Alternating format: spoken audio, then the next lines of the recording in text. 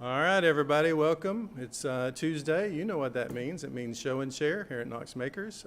Every Tuesday, we open ourselves to the public. We have show and share. People show off their projects. We do have a sign-up list that people signed up on as they came in, so we're going to get started on that. And first up is Sam with Golden Flowers. Hello everyone, I'm Sam. I like to make felt flowers when I get the chance, and these are some felt flowers that I made to match my home because my home has lots of like golden colors and also lots of blues. And what better way to get a plant with blue leaves than to make it yourself? Let's see here. Nope. Because you can actually kind of see the wire that I've used. It's a detail that you don't see unless you're pretty close up. But I used it to get these pistils to, stand up nicely. But the interior is just floral wire, and then I wrap the felt around it. And then I love using other fabrics too. However, felt is really useful for this because you see that nice like waviness I have on the leaf? If you like pull the felt like that, it causes the waviness. And so I don't think that works in many other fabrics, and it, I think, makes a more natural form. So these are my flowers. Yes? How long did it take? About 5 hours on a Sunday night. Yes? Is it modeled after a very specific flower, or is it kind of your flower? They are like half tulip. I ended up needing to add more and more petals to make it look nice. So I added more than a tulip would naturally have. I've also discovered that there is a size limit to this. I tried to make these same flowers, but this big, and it turns out felt looks really bad when you make flowers that size. So if anyone has ideas on how to improve that, let me know.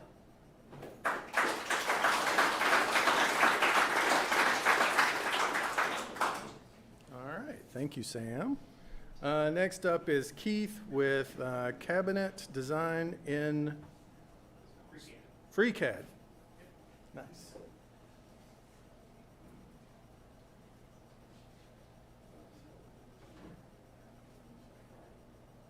All right.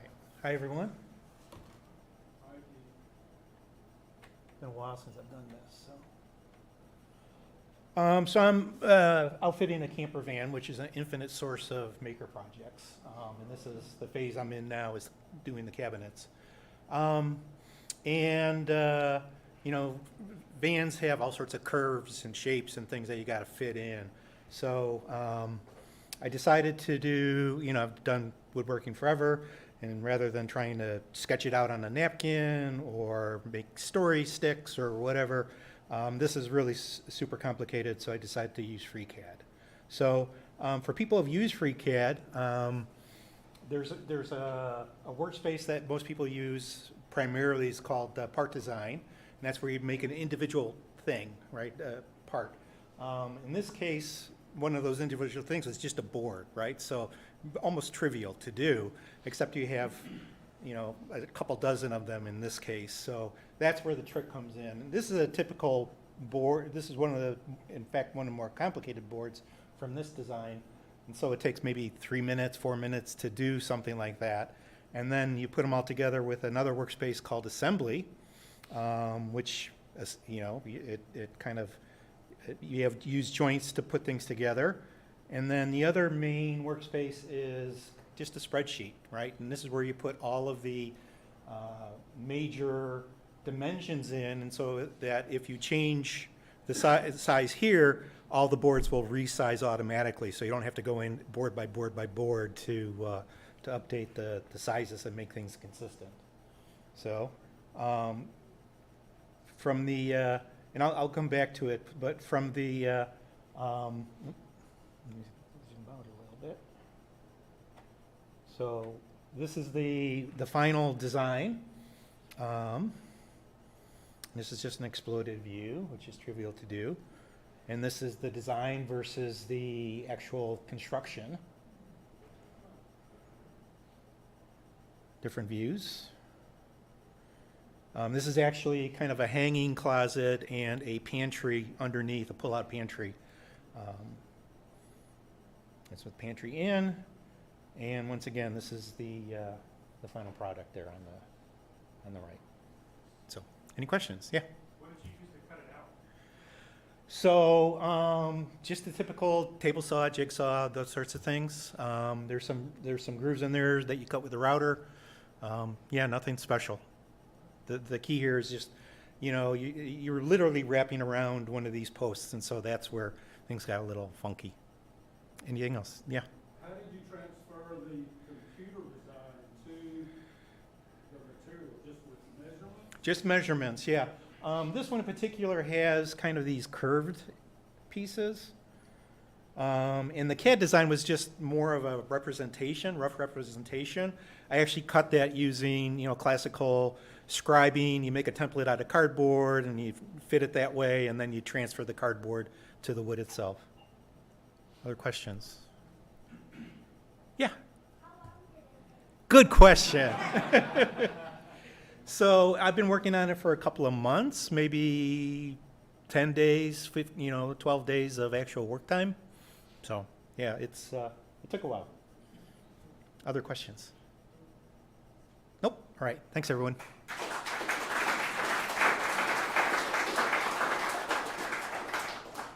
All right, awesome. Next up is Jamie with a zipped pouch.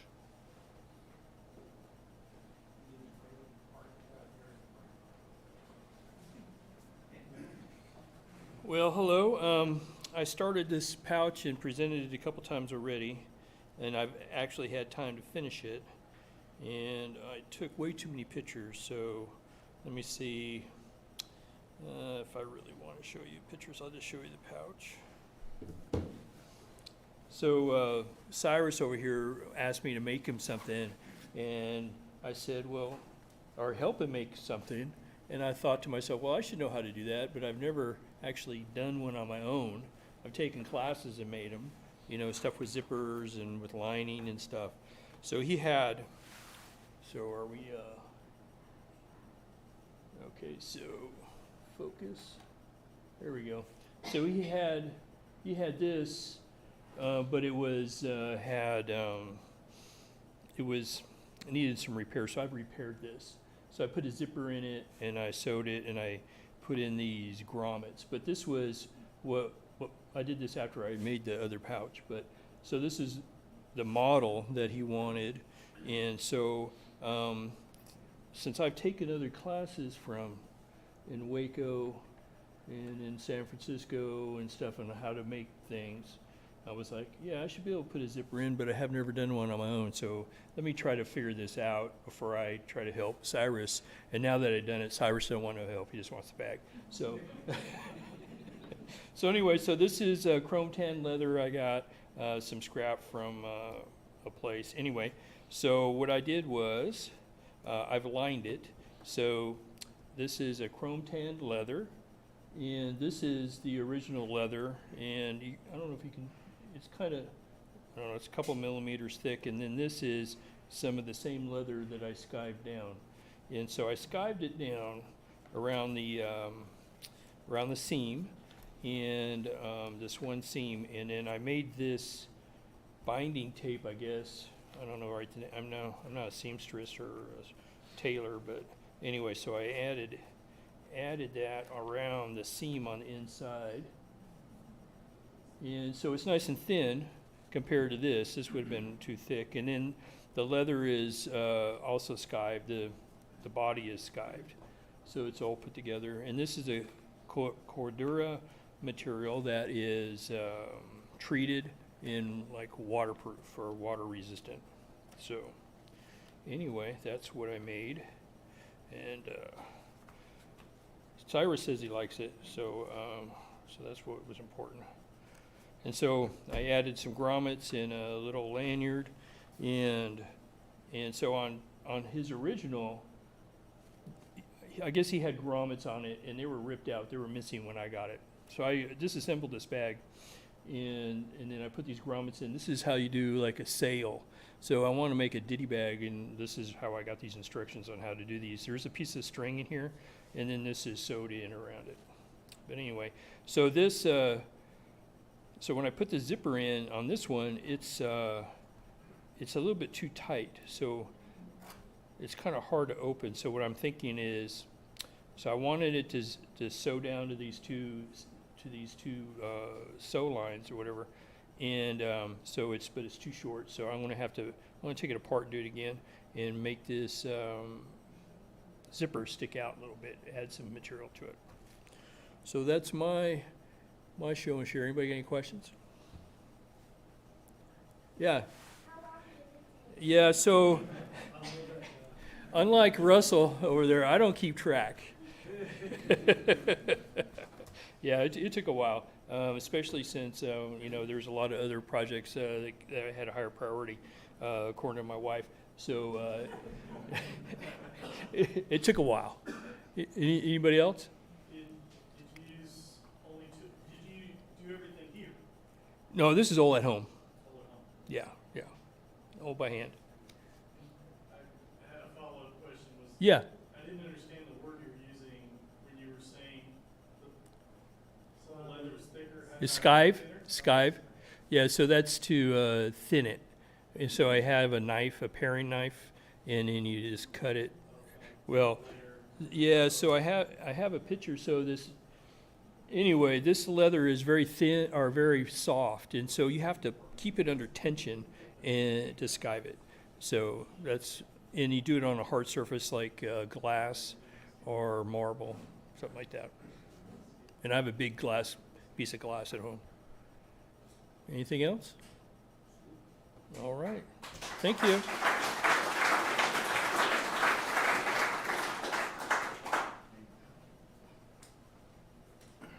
All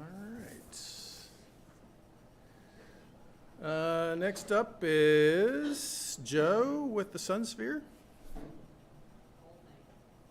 Were you the guy that was up there cleaning it? The Sun Sphere. Hello, everybody. I'm Joe. So I was approached to make another trophy, this time for the Knoxville Golf Open. So I like the little golf pouch. That was a good segue right into. That's cool. Trying to figure out an elegant way to make the ball itself.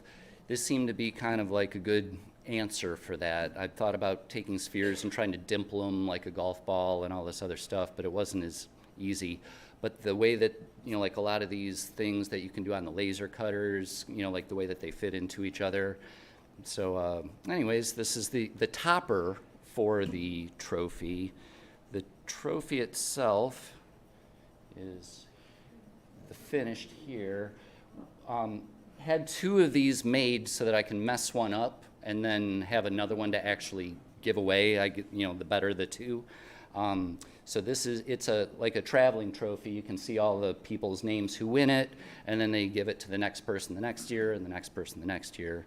Yeah, I didn't actually do the laser cutting myself. Had that done for me. Somebody helped me out. But the trick for me was to weld it all together without showing any of the welds. So I used TIG welding and tried to hide everything as I went from the back.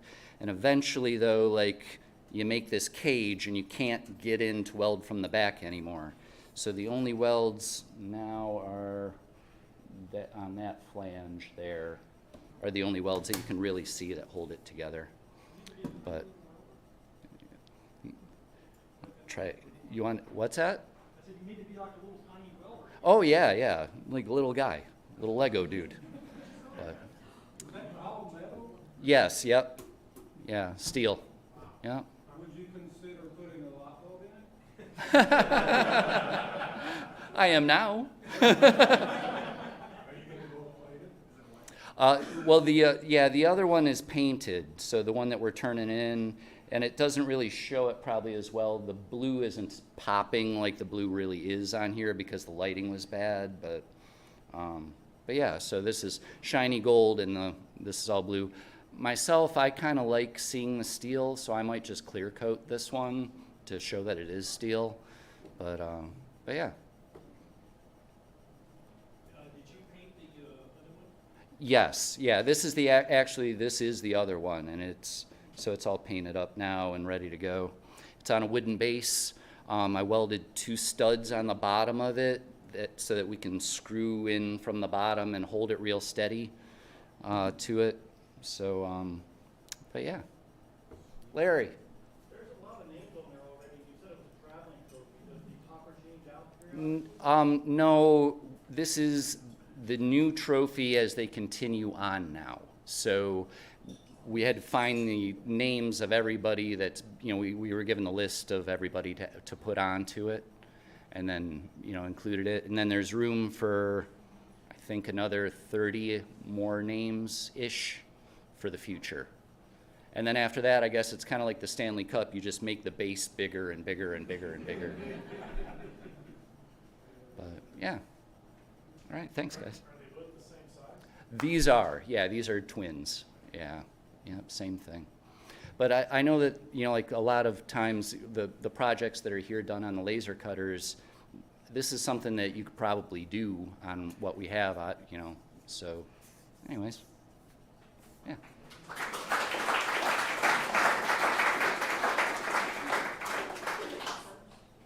Thank you, Joe. All right, next up is Rex with a wind chime.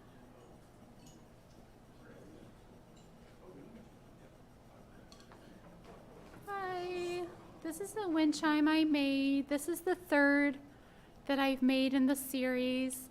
Hi, Carol. She's taking a picture of me. This is a gift from my friend Carol, and I told her I'd present it to her in show and share. So, hi, Carol. Carol is a very special friend to me. I was having a very hard time, and she took me in, and she let me live with her when I didn't have a place to go. That's kind of not true, because I could have gone to my parents' house, but I really didn't want to go to my parents' house. So Carol was like this wonderful person. Anyway, so this is, I showed one of these before and I didn't put it under here, so I thought maybe I'd put it under here so you can see more detail. I don't know how I'm gonna do this, but this is,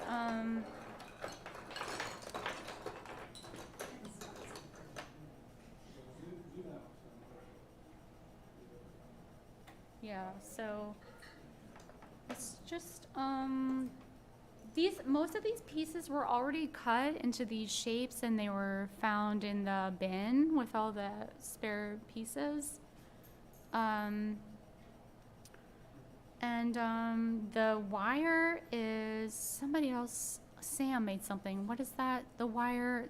Like a copper tin. Copper wire. That you use for your plant, for your flower. Or wire.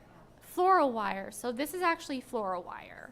And we have it here. I love floral wire, like the way it feels and how it just flexes so well and so easily. So yeah, that's about it. Do we have any questions? If he's not gonna ask, I will. How long? So I actually do know. I normally don't know how long it takes, but I love to. I was planned, so I planned it out. So it's funny, I love coming here because so once you become a member, you can come here 24 hours a day, which I love because I don't sleep well at night. So I literally will come here in the middle of the night, and I made this in one night. So I wear a watch. There's my watch. So I'll look at the time. So it took me 3.5 hours. If you don't count if you take the breaks out of drinking Coca-Colas, and I love the oatmeal sandwiches, and bring back the Nutter Butter cookies. Those are good. You guys ate all the Nutter Butters. Please bring those back. But yeah, so 3.5 hours. That's including minus breaks and breaks. Yeah. Any more questions? No more questions? What's your question? Yeah, it's like regular stained glass, but I did it on all 3 sides. So I did it on this side, the edges, and then both sides. So yes, I did. And I'm actually want to try a Dremel. Somebody recommended just put drilling holes in the glass instead. And that would probably save a lot of solder, because this solder costs money, you know. So like just drilling, and I'm hoping somebody can show me if we have a Dremel here, because we do. I don't know where it is, because I'd love to try using a Dremel and just drilling holes instead. Any more questions? Thank you.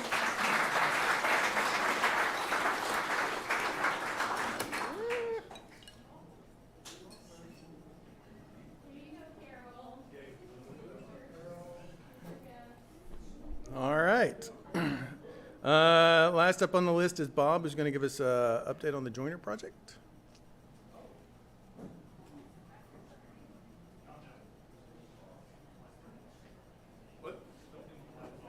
Oh, laptop. Okay. Yeah, we can figure it out. So this is three. Yeah, right yeah. here. I think that's it. Yep. I had to figure out how to get my. All right. If you'll I'm set it using down Windows there. here. That's so okay. let's see. Let me figure it out.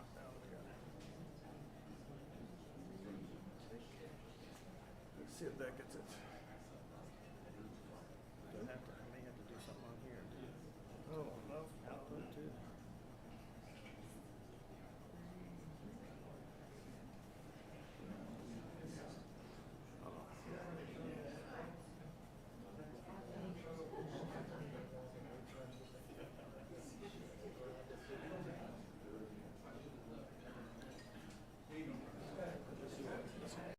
I had something.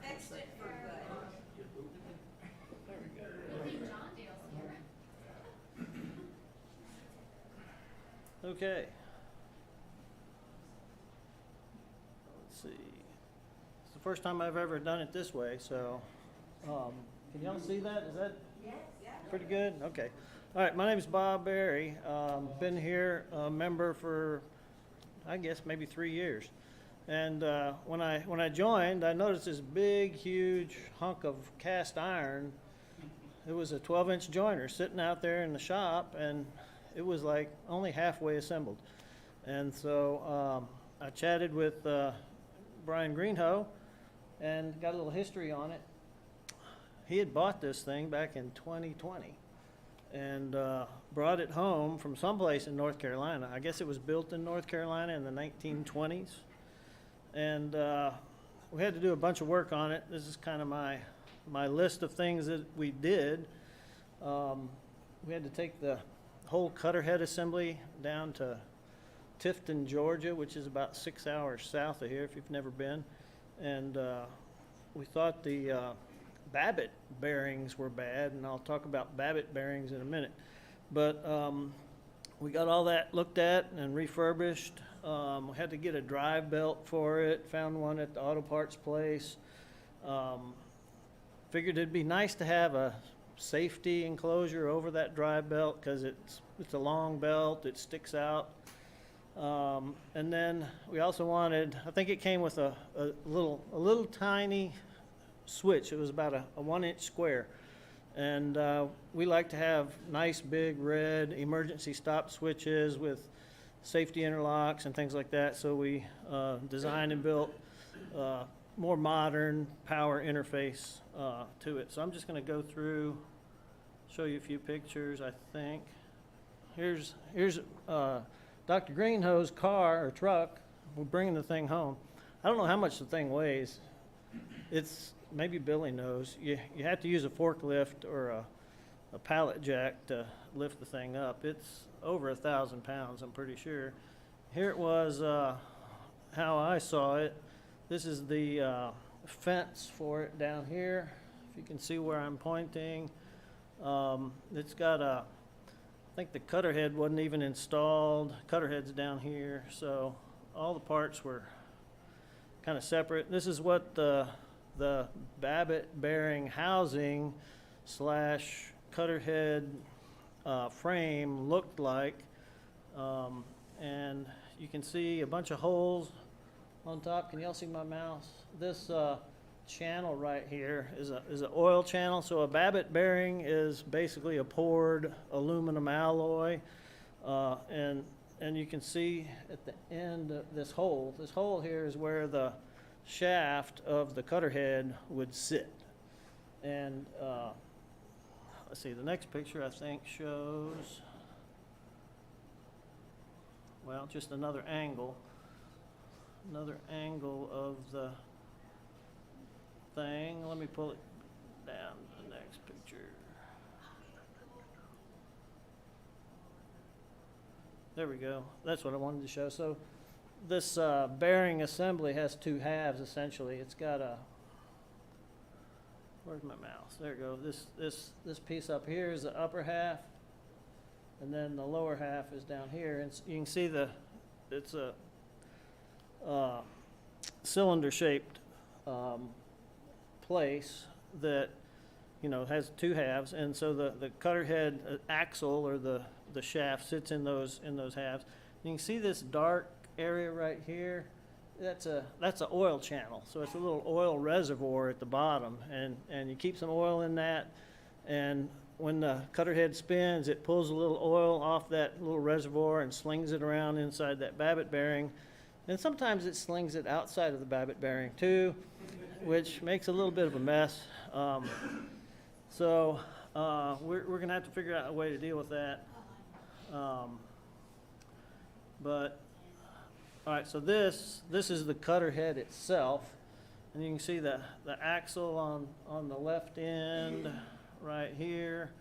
And then I'm not in full screen mode, am I? I should probably be in full screen mode. But this thing came with somebody had put a bearing on this end, and that wouldn't work with the original babbitt bearing housing, so had to pull that off. And then that's the pulley that the motor attaches to drive it.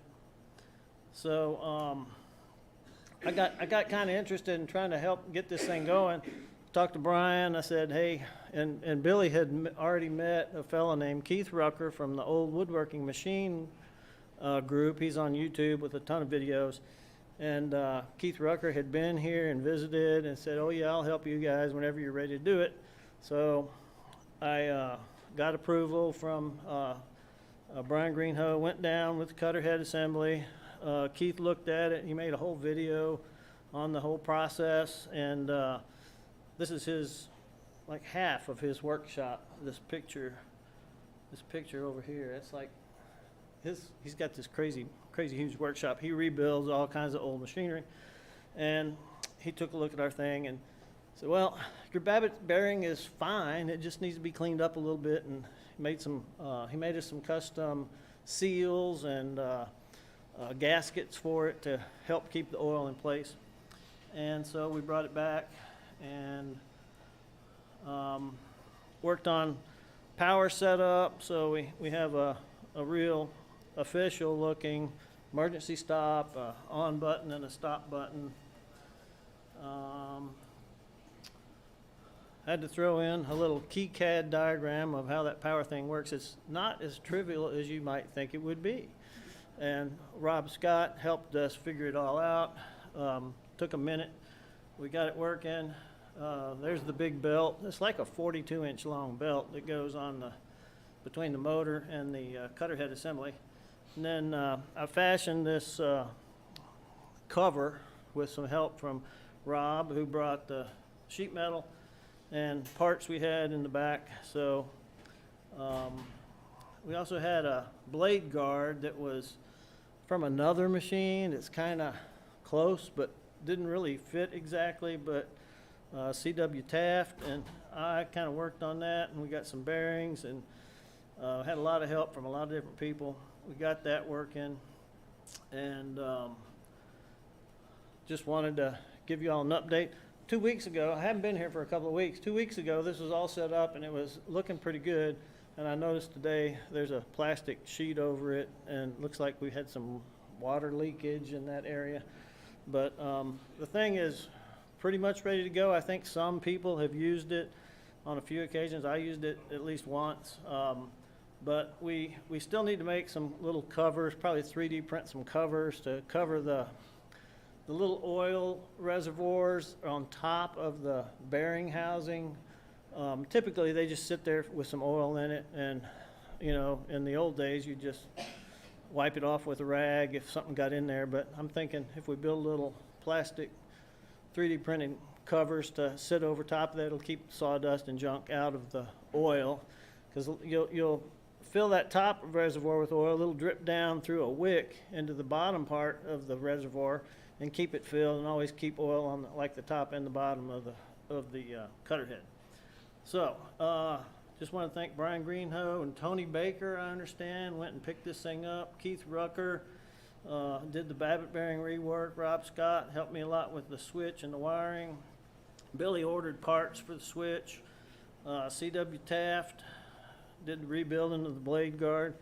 And Sean G., he built a partition down there to help keep it separate from all the other equipment. So I think we're almost ready to get the 12-inch joiner up and running. So it's been 6 years, Russell, 6 years since we got this thing, and now we're almost ready to use it.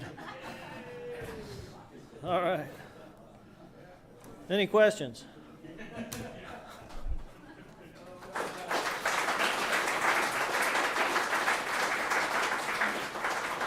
All right, thank you very much, Bob.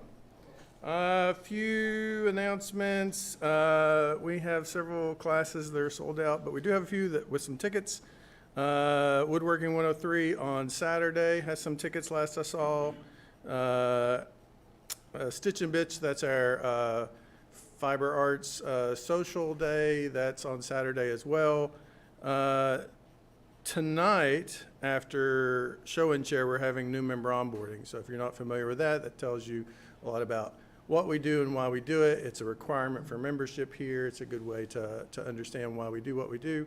There will be another one also next Thursday night, right? And so if you missed tonight, you can get next Thursday. Those usually happen twice a month, and it is required for membership if you haven't done it before.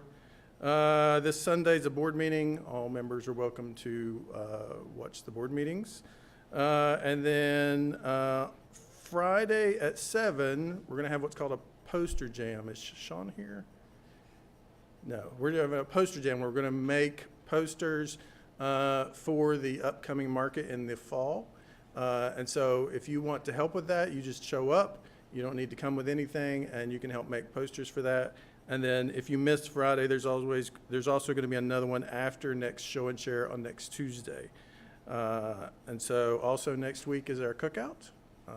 So that's exciting, right? That is it for announcements. So now we're just going to go have fun in a workshop. So.